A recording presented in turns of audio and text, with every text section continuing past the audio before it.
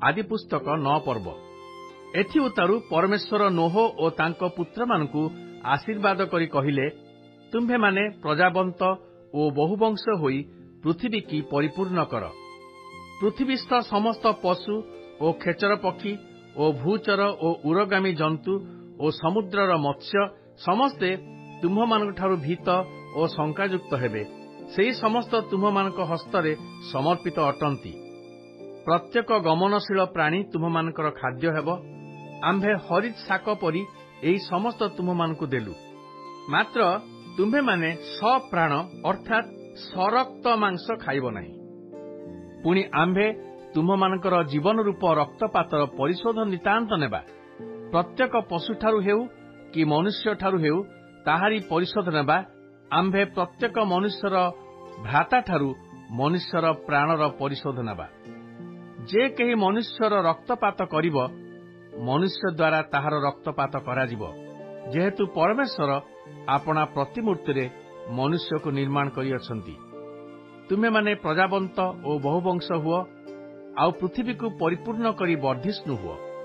अनंतर परमेश्वर नोहंकु ओ तांकर संगी पुत्रमानंकु कहिले, देख तुम्भमानंक सहित ओ तुम्भमानंकर भविष्यत वंश सहित ओ तुम्भमानंक संगी समस्त जीवजंतु सहित अर्थात जहाजरु बहिर्गत ग्राम्य ओ वन्य पशु ओ पक्षी प्रभृति पृथ्वीस्थ समस्त प्राणी सहित आम्भे अपना नियम स्थिर करूअछु।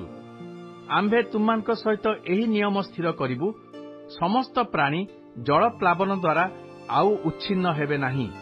पुणी पृथ्वी की विनाश करिबा पई आउ जल प्लावन हेब नाही। पुनश्च परमेश्वर कहिले, आम्भे तुममानक सहित ओ तुम्भमानक संगी समस्त प्राणीवर्ग सहित पुरुषानुक्रमे अनंत काल जाए जेउ नियम स्थिर कलु, तहिर चिन्ह एही। आम्भे मेघरे अपना धनु स्थापन करूअछु, ताहा पृथ्वी सहित आम्भ नियमर चिन्ह हेब। जेतेबेले आम्भे पृथ्वी उपरे मेघ संचार करिबा, सेतेबेले सेही धनु मेघरे देखाजिब। तहिरे तुम्भमानक सहित ओ मांस विशिष्ट समुदाय प्राणी सहित आम्भर जेउ नियम अछि, ताहा आम्भर स्मरण हेब। तहिरे सबु प्राणीर विनाशार्थे जल प्लावन आउ हेब नाही। पुणी मेघधनु हेले आम्भे ताहा प्रति दृष्टिपात करिबा। तहिरे पृथ्वीस्थ मांस विशिष्ट समस्त प्राणी सहित परमेश्वरंकर जो अनंत कालस्थायी नियम अछि, ताहा आम्भे स्मरण करिबा। परमेश्वर नोहंकु कहिले, पृथ्वीस्थ मांस विशिष्ट समस्त प्राणी सहित आम्भे जो नियम स्थिर करिअछु, तहिर एही चिन्ह हेब। नोहंकर जो पुत्र माने जहाजरु बहिर्गत हेले, सेमानक नाम सेम ओ हाम ओ जेफत। हाम किनानर पिता। एही 3 जण नोहंकर पुत्र। एमानकर वंश सबु पृथ्वी रे व्याप्त हेला। ए उतारू नोह कृषि कर्मरे प्रवृत्त होई द्राक्षा क्षेत्र कले। तहिरे से द्राक्षारस पान करी मत्त होई तंबू मध्यरे विवस्त्र होई पड़िले। एपरि समय किनानर पिता हाम अपना पितांकर उलंगता देखि बाहरे अपना 2 भाई को समाचार देला। सेतेबेले सेम ओ जेफत स्कंधरे वस्त्र घेनी पश्चात गति करी अपना मानक पितांकर उलंगता आच्छादन कले।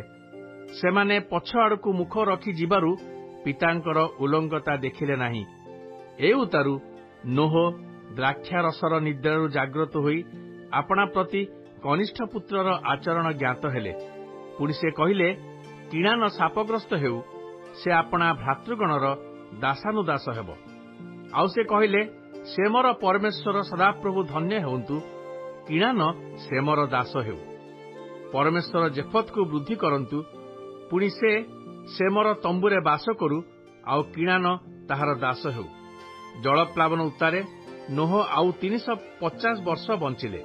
पुणी नोहंकर बयस सर्वसुद्धा 950 वर्ष थिला, तहु से मले।